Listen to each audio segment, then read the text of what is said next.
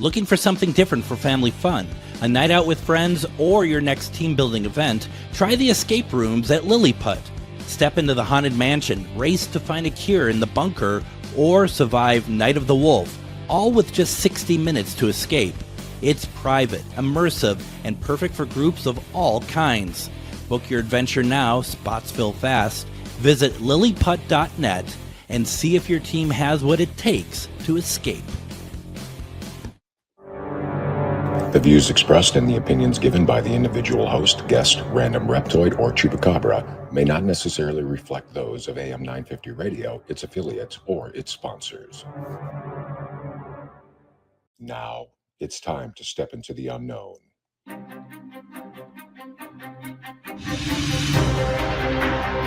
There are things people experience but never talk about. A shadow moving in the corner, flickering of the lights, a disembodied voice. We invite you to talk with us. Share your story, share your experience, because this isn't just your story. This is our story. This is GhostBox Radio with Greg Bakun. And this is GhostBox Radio on AM 950, where every night we talk about the paranormal, ufology, Bigfoot, and so much more. My name is Greg Bakun. Thank you very much for joining us on this Wednesday evening. And boy, I've been looking forward to this. As just talking to my guest prior to the start of the program, this is probably one of my favorite times of the year, especially as we are on the starting side, if you will, of severe weather season. And there's a lot already to talk about when it comes to severe weather. Tonight, my guest is going to be Storm Chaser. We've had him on before, weather enthusiast, just all-around good guy, Justin Wenzel. And we are going to be talking about a number of things tonight. And also, as we get into this time of year, if you have any questions, put them into the comments, and I think Justin would be more than happy to answer them for you. Justin, welcome to GhostBox Radio. How are you doing? Hey, Greg. Thanks for having me back. My pleasure. And the thing about this, and first of all, it was kind of nice. You and I were talking before the show started that, and we don't live too far from each other, really. And we had not directly over us, but we had some thunderstorms near us, and it was just there's something. I mean, yeah, you get to the tornadoes, you get to the severe thunderstorms, whatever. This was neither of those. There's just something wonderful about a thunderstorm, though, in spring. There's something I just love about it. It's always good hearing that first clap of thunder of the year, and you just know the seasons are changing. And like we said, hopefully we can put winter behind us for a few months and. Enough of that garbage. I mean, well, and I was rolling the garbage can to the end of the driveway, and I could see light illuminating in the distance, and I thought at first, because I wasn't paying attention to anything around us, and I was just like, I wonder if it's just like a street light or something that's just like off and going on, and I'm like, oh no, that's actually lightning. Look at that. Okay, now you got my attention. Yep. No, I was down in my basement office here, and I could still hear the thunder down here. So I love it. Absolutely love it.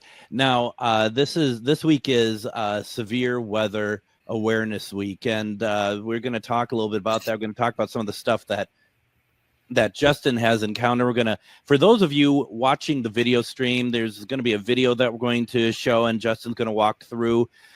So if you're listening on the radio, maybe at some point you want to go and check out the video stream, because it's always interesting to see, especially what from like Justin's perspective, what exactly we're looking at here. One thing I want to start with, though, and I brought this up the other day, and I want to make sure that people understand this, that people like you and I used to storm chase back in the day, before you all had the fancy stuff that can help you see like radars like in your car without having like a small power station with you.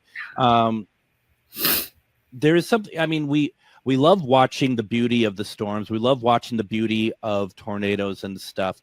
One of the things I think that doesn't get mentioned enough is when a lot of storm chasing groups, when they see a town get decimated by a tornado or something, one of the things that seems to happen a lot of the time is that they are there ready to lend a helping hand. And sometimes they get if correct me if I'm wrong, sometimes they prepare, so like they're rolling in with food and supplies and stuff, right, Justin? Yeah. More times than not, when a severe damaging tornado goes through a town, first responders are already tied up all over the place, and they're the first people on the scene to start search and rescues. Days after, there's groups out there, they will bring truckloads of supplies in and try to help out those communities the best they can. And I just wanted to let people know, in case they're unaware, because I can understand people might be like, you're watching tornadoes and it's ruining people's lives, and it's like, yeah, they are. There's nothing that you can do about it, nothing that anyone can do about it. But there is a beauty and there's a scientific reason for watching and doing these chases as well, because you're trying to collect data, you're trying to understand, and you're also, and not to put words in your mouth, you're taking in the beauty of it. There is a beauty to it, I think. Yeah, there absolutely is. There's nothing better than a tornado going through an open field. Not touching anything. The unfortunate reality is that it's not always the case, and people's lives are affected, which nobody ever wants to see. But unfortunately, that happens more times than not. And like I said, storm chasers have no control over where a tornado lands. Just like no one else has a control where a tornado lands. So, I wanted to kind of start off with that. And I know that this isn't really our area per se, what we're talking about, but I have a couple friends, and for those of you who listen to the program on a regular basis, Denise and Ernie Pack down in West Point, Kentucky, right by the Ohio River. West Point, Kentucky, along with a lot of that area, has been seeing extreme flooding. A lot of people have had, once again, life-changing situations from that flooding. And Denise and Ernie, it appears that the water coming up their land has crested, and it looks like that's going to start receding. Not everyone is quite as lucky as that. I mean, it's just that's severe weather. That's the type of thing that people think. I think just mainly like thunderstorms and stuff, but there's a lot more to it than that, isn't there? Yeah, you get some of these setups like that, and the rain will just train over the same areas over and over, and it's not just rain; it's copious amounts of rain. Yeah, and some of these areas especially where they're hilly, that water just piles up in the bottom, and flooding is, I would almost argue, to an extent, can be just as bad as a tornado. Absolutely. And that can be a slower process where you're watching it over the course, like Denise and Ernie, they're watching it over the course of days, getting closer to their house. Really nothing they can do about it. Yeah, nothing the water can't really stop it when it wants to go somewhere. And I had on the show, I think it must have been Friday, right? That I had a psychic medium, Rob Guttrow, on. Rob is a meteorologist, and he was just out in Kentucky, not for work. He was out there for a just vacation. But when he, right before he got out there, like between that and now, there was like huge waves of thunderstorms that spawned tornadoes that came out during that time. What is it about a change in season like this that are spawning so much of that sort of activity, and basing it on what part of the country that's getting hit like that? The jet stream is a driving force of all of our weather systems, and as the earth rotates, the jet stream is going to fluctuate with that. And obviously it starts in the south and it keeps moving north as the seasons go. Sometimes you'll get a blocking pattern, such as what happened over last week. We were seeing several days of extreme severe weather, extreme flooding over the same areas over and over. When you are at home and you're in Minnesota and you see stuff like this happening around the country, you just were able to explain to me what was going on in Kentucky. Is that what you generally do when there's stuff like this happening around the country that even if you can't get to it, you're keenly interested in it? Yeah. So there's different scientific weather models I look at, and over the long range, over a week to 10 days, you're kind of looking just for like basic patterns that would maybe be conducive of severe weather in certain areas. As that time gets closer, you can really start to narrow down where those areas will end up being. Are you kind of predicting for yourself what the outcome of some of these areas might be based on those models? Sometimes I do. Especially if it, I wasn't able to make it down to any of those. I was very busy at work and everything else. Yeah. So I wasn't able to pay as close of attention until it was coming up. But especially as it's happening, there's lots of live streams and everything else you can follow along on YouTube and everything. So I definitely tune into those. Those are from what I would consider an amateur as myself. Those are fun to watch. They're fun to kind of, because there's a action to it. There is a sort of a especially I enjoy watching Reed Timmer, and there's a kind of a pace to it that you really want to. That it's like there could be an urgency in some areas to it as well. Do you ever do live streaming like that when you go out and do the chasing? I had done it in the past, not to the extent that some of these other YouTubers are doing it. Yeah. I was mostly doing it, for a following I had and for news media. Over time, I shifted away from that a little bit. It becomes a lot of work. Yeah. A lot of times I'm by myself, and then it becomes a safety hazard too, to be monitoring cameras and live streams and internet connections and cords and plugins and everything else. So I pretty much completely shifted away from the live stream. And at this point, there may be a time where I'd like to get back into it, but when I was doing it, it was quite a handful to handle on my own. It would be a lot. I remember, and I wasn't doing it for the weather. I enjoy the idea of people watching. When before Reed got involved with this kind of this grouping of different people that they would like cut to if there's a lull in the action. You could used to be able to watch Reed just driving down the road for a significant amount of time, the camera just on the road going forward. And I absolutely adored that. Mm-hmm. And I tried that once, just using StreamYard and my phone on its mount, and it's pointing out the dash and it's looking out the front. And what I didn't see, and I don't know why I didn't see it, because I wasn't watching where I was going through the camera.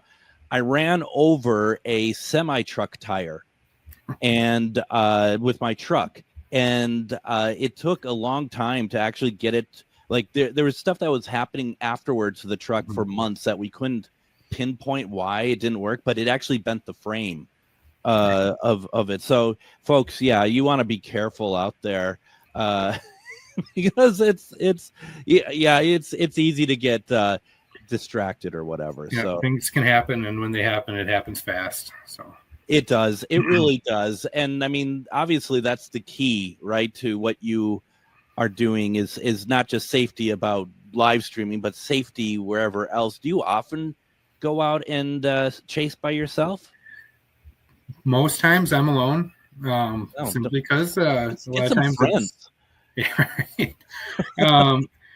I like chasing by myself, but because I get to make my own decisions. I'm usually meeting up with somebody out in the field. Sure. Another friend, we're tagging along and, playing cat and mouse like that, and get over the speakers and communicate with each other. I've always just, a lot of times when I end up going, it's kind of on a whim, and, I'm going right now. So yeah, you don't have to wait for other people, right? Yeah. Let's see here.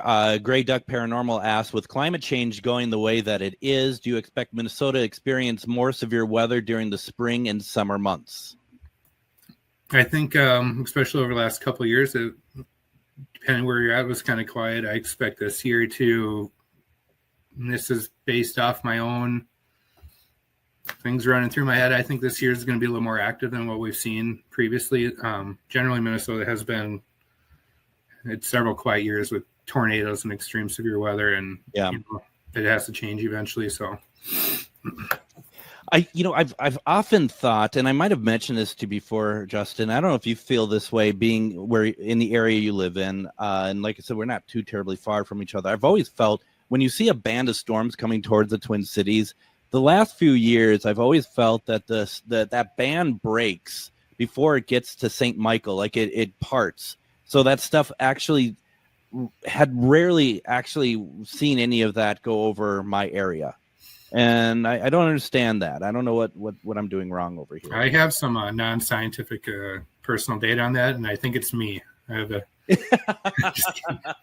storms tend to break up when I get close. I'm just kidding. It's just the rhyme and reason that the storms do what they do, and I would not ever let your guard down because they could be breaking up in front of us for years, and next thing you know, have something on your doorstep. So. Absolutely, and I am one of those morons that when we are in a tornado warning, I will go outside and see if I can see the wall cloud. I mean, if it's nighttime, no way. But if it's during the day, I'm going to go outside and be like, "Hello, what's where is it? I want to see." Yeah. And then you see that wall cloud head your way, and it's like, okay, now it's time to go inside. Yeah. So I know that feeling. I was going to say, you have to do the same thing, right? You're not going to, I mean, if you're not out there chasing and whatever, if it's just outside your house, you're going to go outside and look, right? Yeah. It's not often I'm actually home when there's storms. I'm usually gone. Yeah. Chasing it somewhere else. And there's been a couple times where same thing as you said, where I'm like, all right, I'm home. It's late at night. This is what's coming. And so, it gets here and it's like, oh. I remember blew garbage can over. I remember, like, I don't know, it had to be like 15 years ago, and it's been 20 years now that I've been in this house. And about 15 years ago, I remember going outside when there was a tornado warning and looking down the street, and my neighbor is right across the street from me. He's outside too, and he's looking, and this thing is ominous looking, just nasty looking.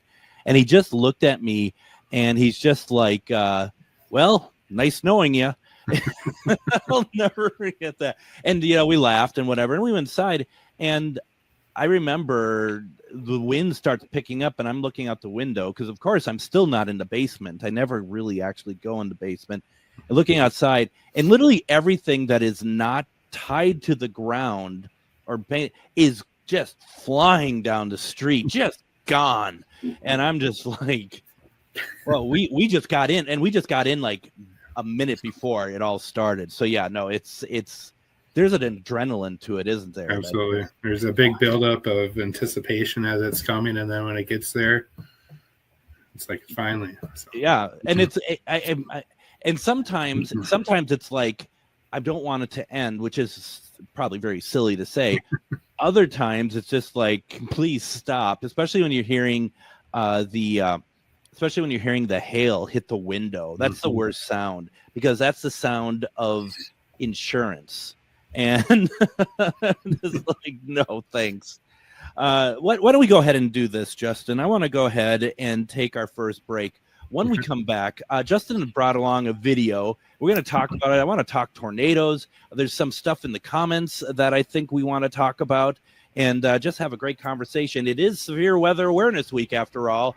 Stick around. You're listening to GhostBox Radio on AM 950.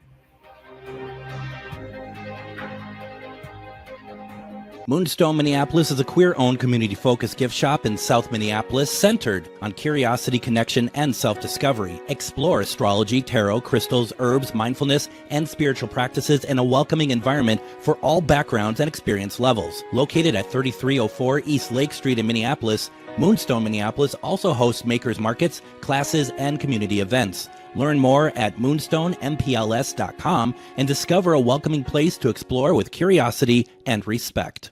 Greg Bakun here. It's nice to get out of the Twin Cities and take some travel excursion to some great locations. Minnesota has so much to offer, which is why I love traveling down to Wabasha and staying at the historic Anderson House Hotel.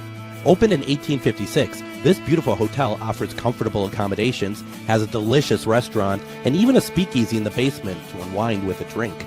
Located next to the Mississippi River and on Main Street, there is a lot of sightseeing and shopping to do too. To get more information, go to theandersonhousehotel.com. Greg Bakun here. Like you, I love good, fresh, delicious food. So I want to tell you about this treasure in Roseville called Maverick's Real Roast Beef. Maverick's has the best roast beef sandwiches I've ever had. Made fresh every order. Add fries or onion rings dropped in the fryer when ordered, and you have a winning combination. Maverick's Real Roast Beef has a lot more than roast beef, so check out their website, mavericksbeef.com, or check out their restaurant on Lexington in Roseville. Greg Bakun here. I've been talking for a while about how spooky, fun, and fascinating the Minneapolis trolley tours are, but now there's big news. The Candlelight Ghost Tours now begin at the historic Pillsbury Club, a beautifully restored haunted mansion once owned by Charles Pillsbury himself. Believe it or not, the interior is nearly 200 years older than the exterior. How is that possible? You'll have to come out and find out. Before or after your tour, stop by the on-site market featuring a curated collection of handmade goods, artisan crafts, and locally inspired treasures. Perfect for picking up a keepsake to remember your haunting adventure. You'll also find exclusive spooky merchandise from Tales of the Crypt and Elvira.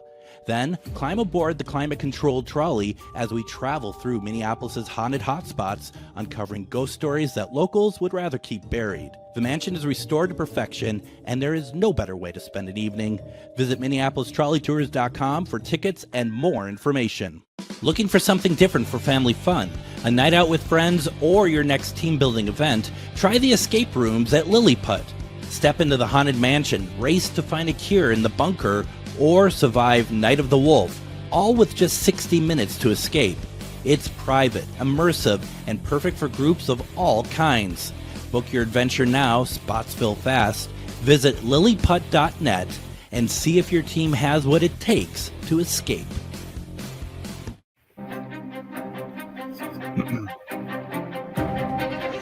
And if you're watching us tonight on GhostBox Radio with Greg Bakun on Facebook, I would like to ask, if possible, if you'd consider sending some stars my way, sending me stars to help support this program, as well as help the Facebook algorithm so that we get to be seen more and get more viewers to watch, which why wouldn't we want that, right? For those of you who have sent stars, thank you very much. It's very appreciative.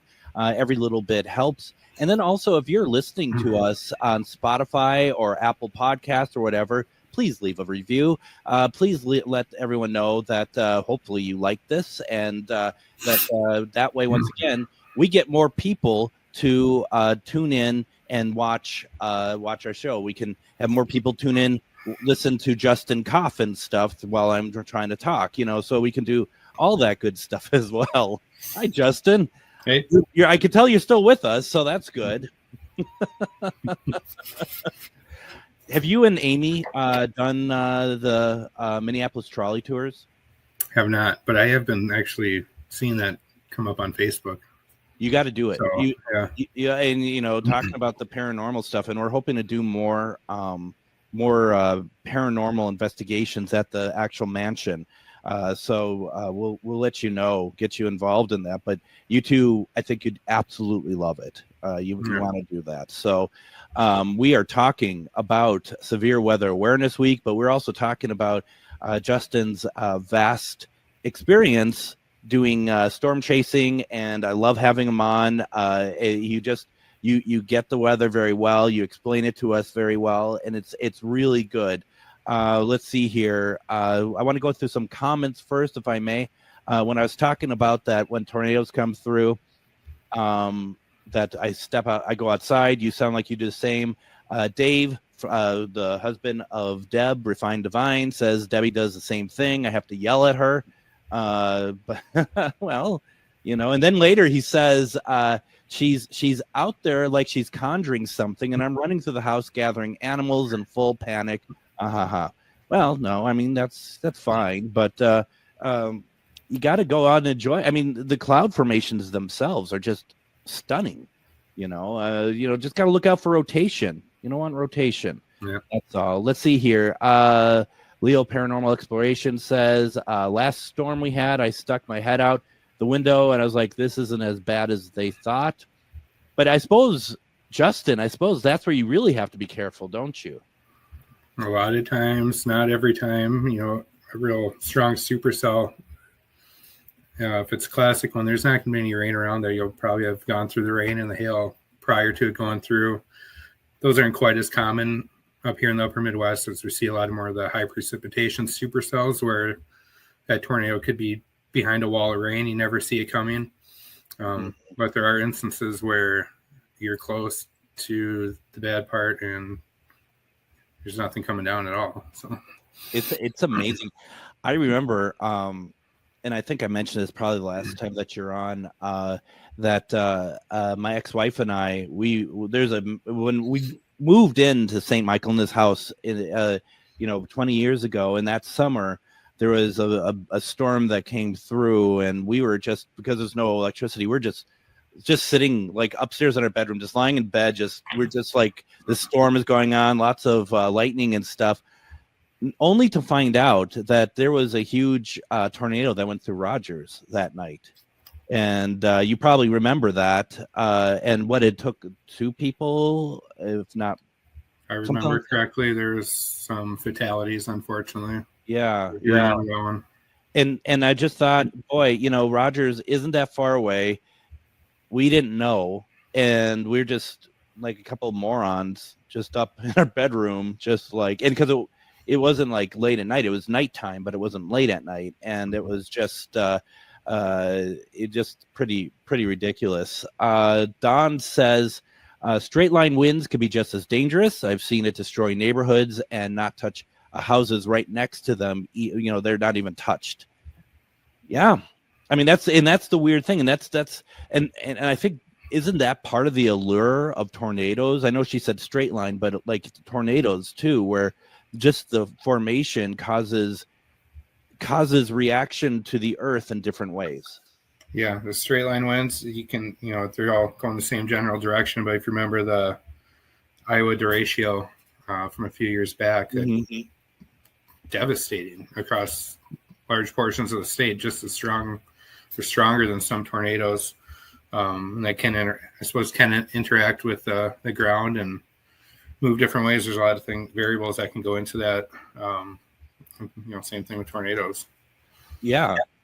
And I think that's just it's one of my, I think that's one of the craziest and still beautiful parts about that is that it just, there isn't rhyme or reason to it. Now, let's see here. I was just kind of checking the radar real fast. Carrie says we're getting a storm here in South Minneapolis, and I was just looking at the radar to see that I see some minor systems coming through there, and that's it's just, I love doing that. I love finding out where there's storms, especially when we're talking about in our area, and just kind of see where they're located, and see and just kind of see the directions of them. And so like you, but I'm on a much more amateur level. You have a Doppler in your backyard, don't you? I wish. I don't know if Amy would allow me to mount one of those on the roof, but well, just do it. You could just try to make it sound like it's always been there. Maybe she won't notice.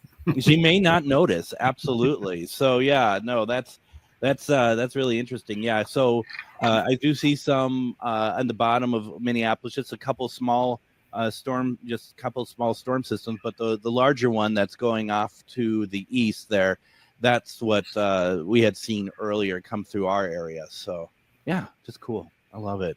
All right. So with that being said, you brought a video with us today. Do you want to tee it up first, and then we can play and you can talk over it, or how would you like to do it? Yeah, let's get it teed up here.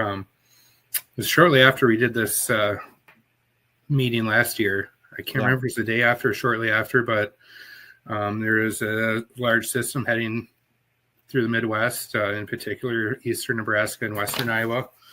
Up until that morning, I wasn't even sure if I was going to go, and it was about 7:30 in the morning, and I already left before I asked to take off work, and hoping that they let me off. And I finally called them. They said, "Yep, you're good. Take the day off." Ended up in just across the Iowa-Nebraska border, northeast of Blair, Nebraska, is where the first storm came through. That one kind of dissipated. It was a very strong tornado. that went through northwest Omaha, but it dissipated as we were getting there. We had to reposition, ended up west of Harlan, Iowa, Okay. Which is up just east of Omaha, and this other tornado was basically coming right at us for quite some time. We were in a perfect position just to watch it come right to us.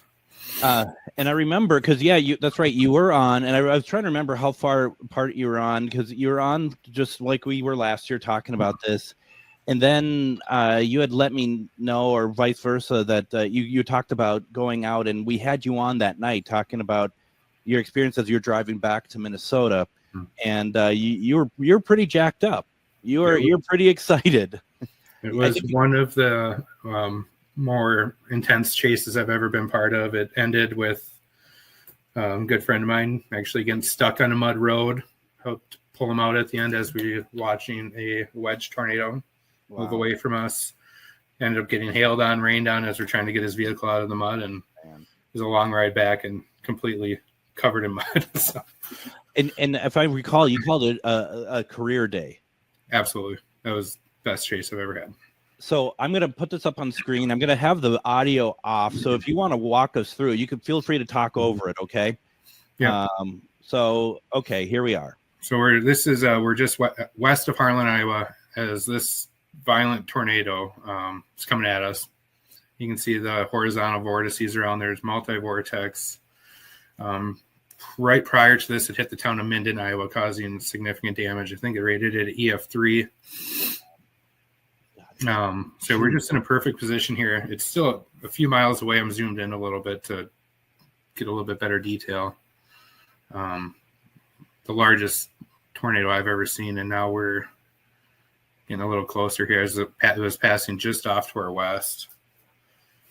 You can see all the individual vortices on the inside, just, stronger tornadoes circulating the main circulation. Jeez. And again, here is, I think it was rated, it was just over a mile wide. Strongest it was rated was EF3. Although they did have the Doppler on wheels nearby, they measured wind speeds of 224 miles per hour through their radar. Which is interesting because it looks so slow moving, doesn't it? Yeah, it was, it wasn't moving insanely fast. We were able to stay out of its way. We had good escape routes the whole time. So no matter which direction it decided to go, we could easily get out of the way, which we did have to actually move at one point. We would have been fine where we were at, but it would have been close. Look at those tornadoes. Yeah, and that's all one tornado, and it's so strong. There's vortexes within the tornado going around, and that's where sometimes you see stronger damage on one house, and the house next door maybe isn't not even nearly as damaged. But you can see debris flying as it's unfortunately tearing someone's property apart. So I want to go back here. And you see that farm right in front of that tornado. How do you have any idea how close that tornado was to that farm? I don't know. The depth perception here probably isn't the easiest to tell. I do know if I was in that farm, I would be running. I mean, out of the way. That would have been too close for comfort. Do you think that they would even pick up because it's so large that it's a tornado? I believe they would have, just because it wasn't so rain wrapped. The rotation was very visible. You're able to see the violence around the outside. I think in a case like that, maybe easy for me to say, being that I've seen this before, and maybe someone's never seen it. You might just think there's no way that's not what a tornado looks like, but because it's just so big, right? It's just so. I mean, that if you're just looking, if you're right close to it, that's all you see is that it's just like, But I mean, hopefully, at the very least, it looks like, I mean, like you said, it has the rotation to it that should be the clue of what it is. Yeah, right. The good thing is, in today's age, technology has come a long way. This was actually listed as a tornado emergency, which is the highest level of tornado warning you can get. And you're gonna, if you have any type of device, it's gonna be going off and bonkers, and you're gonna know that something's coming and it's time to either get out or get underground. Justin, this footage is incredible. I don't blame you for being just like, you got to check this out. This is, and it's beautiful. I mean, I'm sorry, it is absolutely beautiful what weather can be and what it can look like, and just incredible. Yeah, and unfortunately did cause some damage to a home just to the west of us. The people survived it in the house. They made it out with significant damage. I'm sure the home was destroyed in the end, but remember going back through there was cars 100 yards out into the farm fields.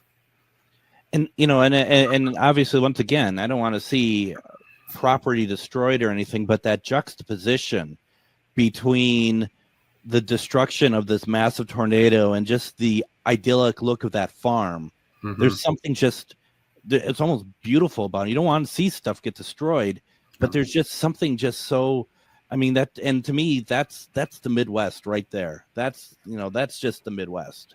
Yep, it's the unfortunate reality. It's a sight to behold, but like we said, you can't stop them if they're coming your way, and it happens. So. Yeah, no, that's a great video. That's well done. Where can people find more of your videos? If you want to share my YouTube channel, otherwise I can send it over to you. That's where I post most of all my videos that I share publicly. Is on YouTube. Let me see. Is it just the one under your name? Yep, that's it.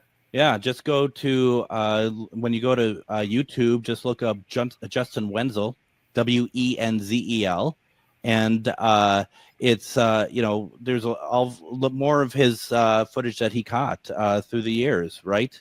Absolutely. I've chased everything from tornadoes, wildfire, and Spearfish, South Dakota. Believe it or not, I love blizzard chasing. Is a thing. Did I not see one time on the Weather Channel footage that you had picked up of I think just not even too far from me of some blizzard stuff, if I'm not mistaken. Yeah, it's been a couple of years, but a lot of the footage of mine that got out to the media is a lot of times it's winter and blizzard footage because nobody else wants to drive up here to do that. Right. Gosh, no, I don't.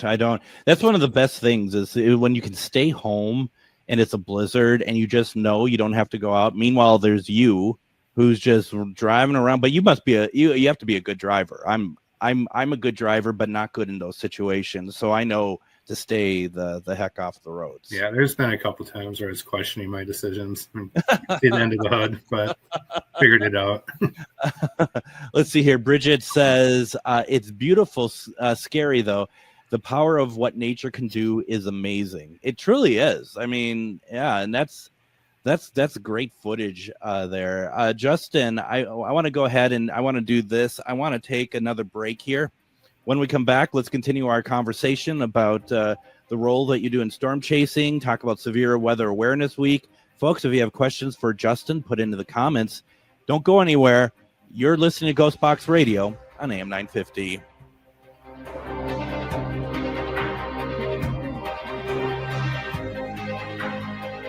Greg Bakun here. I've told you about the out-of-the-world roast beef sandwiches at Maverick's Real Roast Beef, but I haven't told you about their Philly steak sandwiches. Turkey, bacon, avocado sandwich, BLT, crispy chicken, fish sandwiches, brisket, or pulled pork. Okay, you get the idea. They make a lot of delicious food to the same standard as their famous roast beef sandwiches, and now I'm starving. I'm going to go to Maverick's Real Roast Beef off Lexington and Roseville, and you need to go too. Check out their menu at mavericksbeef.com. Greg Bakun here. I've been talking for a while about how spooky, fun, and fascinating the Minneapolis Trolley Tours are, but now there's big news.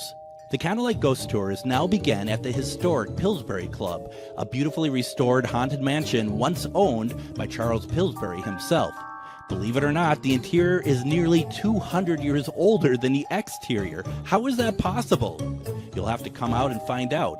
Before or after your tour, stop by the on-site market featuring a curated collection of handmade goods, artisan crafts, and locally inspired treasures. Perfect for picking up a keepsake to remember your haunting adventure. You'll also find exclusive spooky merchandise from Tales of the Crypt and Elvira. Then, climb aboard the climate-controlled trolley as we travel through Minneapolis' haunted hotspots, uncovering ghost stories that locals would rather keep buried. The mansion is restored to perfection, and there is no better way to spend an evening. Visit MinneapolisTrolleyTours.com for tickets and more information. Moonstone Minneapolis is a queer-owned community-focused gift shop in South Minneapolis centered on curiosity, connection, and self-discovery. Explore astrology, tarot, crystals, herbs, mindfulness, and spiritual practices in a welcoming environment for all backgrounds and experience levels. Located at 3304 East Lake Street in Minneapolis, Moonstone Minneapolis also hosts makers markets, classes, and community events. Learn more at moonstonempls.com and discover a welcoming place to explore with curiosity and respect. It's that time of year where the weather is getting nice and it's time to get out of the house for some family fun. Lily Putt is open for the season, and you know what that means. Lily Putt is known for its mini golf, go-karts, glow golf, jump pads, kiddie carts, gem mining, and even a new arcade. Lily Putt also has interactive and engaging escape rooms like the Haunted Mansion, the Bunker, or Night of the Wolf. Lily Putt is perfect for parties and group events. Stop by lilyputt.net for more information and hours of operation. Greg Bakun here. It's nice to get out of the Twin Cities and take some travel excursion to some great locations. Minnesota has so much to offer, which is why I love traveling down to Wabasha and staying at the historic Anderson House Hotel. Opened in 1856, this beautiful hotel offers comfortable accommodations, has a delicious restaurant, and even a speakeasy in the basement to unwind with a drink. Located next to the Mississippi River and on Main Street, there is a lot of sightseeing and shopping to do too. To get more information, go to theandersonhousehotel.com. And welcome back to GhostBox Radio on AM 950. My name is Greg Bakun. Thank you very much for joining us as we tonight are talking about Severe Weather Awareness Week. It's happening now, but it's going to be happening all throughout the summer here. Now, Justin, who is our guest tonight, Justin Wenzel, we just looked at some amazing tornado footage that he shot last summer, or actually about a year ago, to be perfectly honest, just a little under a year ago. Tornado season in Minnesota, or just in general, goes how long again? It could be any time from now. Really had tornadoes, I believe, in almost every single month except for January and February. So the timeline I'd look out the most for is between April and the summer months. Sure. So keep your eyes open. Let's see here. Deb and Dave said we drove 3 hours through snow squabs. Never heard of it prior. We were laughing about it, and then after, I don't think we'll ever laugh at it again. Listen, this is how I operate. Very different from Justin. I could be at work and start sprinkling with snow, and I'm like, see you tomorrow. And part of it too, I don't like to drive in it, mainly because there's other people on the road and they're horrible. That's my main thing, Justin. I don't like that. Yeah, same here. It's not me I'm worried about. It's the next guy. Well, and they should be worried about me. Let's be honest. But I just, I don't. It's like you could be going slow. I think reasonable in a certain lane, but there's always going to be that person, and if it's you, I apologize. Always that person that's going, 70 miles an hour because maybe they know what they're doing. I don't. So, I don't know. Yeah, I doubt it. I'm pretty careful when driving in the snow as well, because just like anything else, when something happens, it's going to happen quick. So. Yeah, it truly is. Now, when you had mentioned when you got that footage that you had called into work and skipped the day off, and I, if I'm not mistaken, you've switched jobs. Do your employers know like what you do, and that's kind of understood in a certain way? I think they do, but still at the same time, I have to weigh my options and make right decisions. It's one of the reasons why I don't get to chase quite as much as I did when I was in my 20s. I was living a very carefree life at that time, and nowadays it's when the opportunity makes sense. It's when I can jump on it. So it's funny. I took about 2 years off it just a few years ago, and I traveled the country doing all sorts of paranormal things. I was everywhere, went everywhere doing paranormal events, paranormal investigations. I mean, I traversed with friends across the country multiple times, and then you have to adult, right? You have to have these things, and you try to fit in the best way that you can. Do you have like trips already planned this year? The areas that you want to check out? No, nothing planned. It's more of a spur of the moment. You know, you're watching, like we talked about earlier, you're watching those weather patterns a week out. As it gets closer, you know, weekend would always be ideal, but of course that's not always the case. So it just depends. You know, I've literally hopped in a car with a buddy and we drove to almost Topeka, Kansas, and we didn't have a drop of rain on the windshield, turned around and came home. So I past that point in my life of rolling the dice on a very marginal severe weather setup. The cards have to be played right, and the decision has to make sense. So. It does. Dave also says it happened to us in Cedar Rapids. We were in our camper enjoying the storm, and when we woke up to go to our event, apparently there was multiple tornadoes in the area. Whoops. I'll tell you, I mean, I remember as a kid, and I might have mentioned this to you before, we used to drive around, we used to vacation in a camper, like an RV, my family did.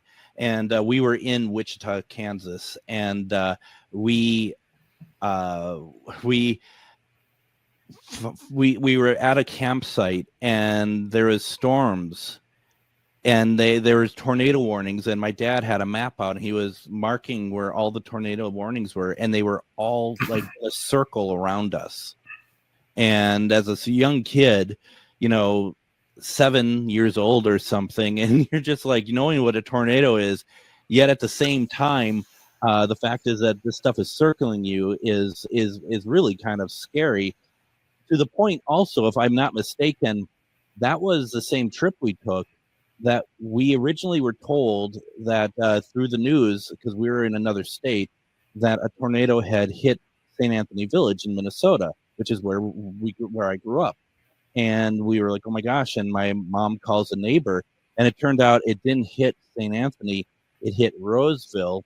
In fact, it hit Snelling Harmar Mall, which is where that famous tornado that took out the Sound of Music, which became Best Buy.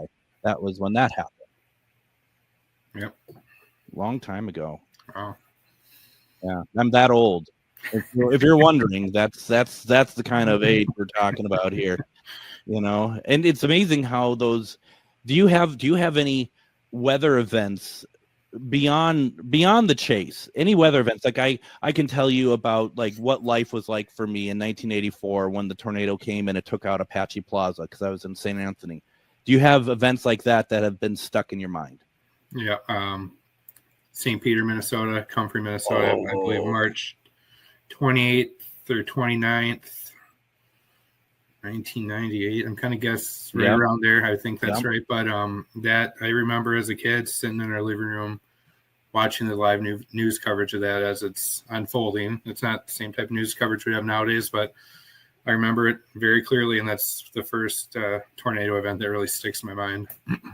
Did you live in that area at that time, or? I lived out in Glencoe, Minnesota at that time, so north of there, about an hour. So not really. We weren't affected by any means whatsoever, but it was enough to be paying attention and stick with you. And I remember I used to work in Mankato at a TV station there, KYC, but I worked there 93 and or 94, 95. But to get back home, I'd go through St. Peter all the time, and that's the one thing that I remember really kind of shook me about that weather event was, you know, St. Peter was nothing but trees. And they were all gone. It was just decimated, that whole area. And it's just like remembering how beautiful that place was. And, you know, honestly, Justin, I haven't thought about that in years. And now we're talking nearly 30 years later. It'd be interesting to see how much of that place has like the nature part of the trees, how they've grown and stuff. I think you could probably still go through there and find signs. I know when you're going into town heading towards Mankato and you look to the left towards the river, you can still see the trees all mangled up, laying down, but at the same time, new trees have already regrown. Mm-hmm. I can't recall what, especially the Gus Davis College area was like before, but like I said, I believe it was full of trees. Oh, it was. And I think there, there's trees there now, but not to any extent that they were at the time. Incredible. Now, Don in the comments says, I was on a road trip on the way home, and we seen a tornado in the middle of the cornfield we were driving by. We had to stop driving and parked under an overpass. And, back in the day, you saw a lot of people do this. That's not recommended anymore. Is that an overpass? It's not necessarily recommended, no. Obviously, it's a horrible situation to be in. I mean, to make those decisions, yeah. Yeah, and it's unfortunate, but, there's many bad things that can happen. The tornado, maybe it's actually coming at you. Now you stopped and parked, or now you're blocking the traffic on the freeway. I'm not saying that's the case every time, but those are some reasons to, it's how it sucks to be in that situation where you had to take cover under a bridge or in a ditch or anything like that. But what would you do if, say, and I, like with Dawn's situation, she's like, we saw a tornado in the middle of a cornfield. Clearly, I don't know how far away this tornado was, but clearly for them, it seemed like that was enough to feel like an imminent threat, right? Mm-hmm. But just say that you're driving, you see a tornado in the distance. Is there something you should be keeping in mind? Because if it's in the distance, you may not necessarily know where it's heading, where it's traveling. How do you know that? What would you recommend people do to make sure that they're staying safe, even in a situation that doesn't seem to be imminent in danger? Mm-hmm. Just be aware of your surroundings. If you have a chance, try to maybe take a look and see which direction that tornado is moving. If it's far away in the distance, you could compare it up to a tree or maybe a barn or something and see if it's moving left or right, or if it's getting bigger. If it's getting bigger, it's probably the worst case scenario, and you want to get out of the way. I'd hate to give anyone any actual advice without seeing that situation, but the best I could say, just be aware of your surroundings. Don't panic. If you need to seek shelter somewhere, I would try to find a building. If it really became a dire situation, go pound on somebody's door that you don't know. And any type of substantial structure is going to be better than an underpass or an overpass or a ditch, which can't even imagine. But yeah, well, it sounds like, because Don just put more in, it sounds like it was very imminent. We had trees and stuff on the road. I mean, so it also sounds like that they probably had no choice but to, and Don, just know I'm not going after you about the choices. I'm just curious, because I think certainly back in the day, you saw, especially, remember back in like the late 90s, there were a lot of programs about people who took video of their situations before we had mobile phones that took video and stuff like that. And, a lot of people would be, go under a bridge and whatnot, go up to the, where the highest part of underneath the bridge, and try to hold it out. And it's, you have to make those decisions of what's going to keep you alive at the end of the day, right? That's really all that it comes down to. At that point, you just need to make which decision you think is best for you, because it's a scary situation to be in. Right. And it's interesting, and I don't think I'm giving away too much. In the film Twisters from last year, one of the opening pieces to that is one of the storm chasers. It's kind of the prelude to the start of the story. Gets swept away from as they're trying to seek coverage under a bridge, and they get swept away. I mean, you just don't know, though, right? You just don't know you got to make the best decision you can at the moment, and hope that you stay alive. Yeah, and then there's really no good situation or decision that you can make at that point. Just do the best you can and hang on. And certainly, and we've talked about this before, if it's nighttime, just stay inside. That's the way I see it. Tornadoes at night are unfair. That's just unfair. They're bad enough during the day, but at night, that's just unfair. Yep. Do you have what kind of equipment do you have at home that is to alert you, and what would you recommend for people who are just non-storm chasers, what do you recommend for people to have something to alert them, like in the middle of the night or something, so that they are aware and they can seek shelter if they need to in a hurry? Well, the number one, I guess, that everyone's going to recommend is a weather radio. Yeah. Nowadays, they can actually be programmed to your general area. If you have a warning, you can set it if it wants to go out for a tornado warning or severe thunderstorm warning. And it's like a smoke alarm. It'll wake you up in the middle of the night. There's also plenty of apps on the phone. Just on my phone, I just have a basic AccuWeather app. Set up your notifications and which ones you want to be pushed over to you. And it'll alert you if you're on the road or, watching TV and just not paying attention. But middle of the night situation, so weather radio is going to be the number one. I have one. I have one just by my bed that's always ready to go off if need be, and I have it. I actually have it for other areas that are just other counties that are nearby mine. I live in Wright County, so I'll have it also for like Hennepin because I'm right on the cusp and other things. That way, for me personally, I'm hoping I'm a step ahead instead of like just imminent danger, but that knowing that something's coming my way so I can kind of react to it too. Yeah. It's a good call. And I'm trying to remember what the name of mine is. I think it starts with an M or something like that. I think it's Midland.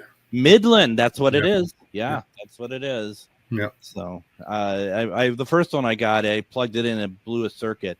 I'm like, this isn't going to help me. The second one, it's been working for years. So I don't know.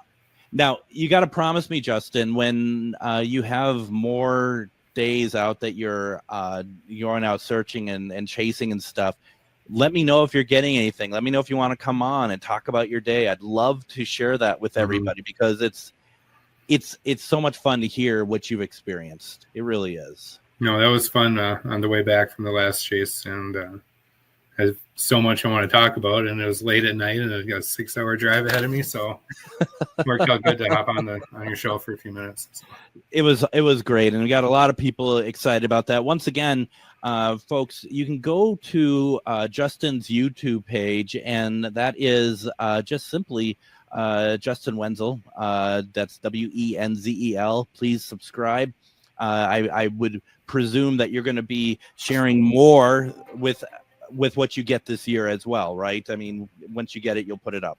Absolutely. Usually YouTube happens within a day or two. It should be up there. So please, and it's always great to support a local storm chaser, especially one such as Justin that knows so much. Justin, I love this. Thank you so much for taking the time and being with me tonight. Absolutely. No, it was fun. Absolutely. We're going to be back tomorrow. Everyone, go to Justin's YouTube page. We'll see you tomorrow.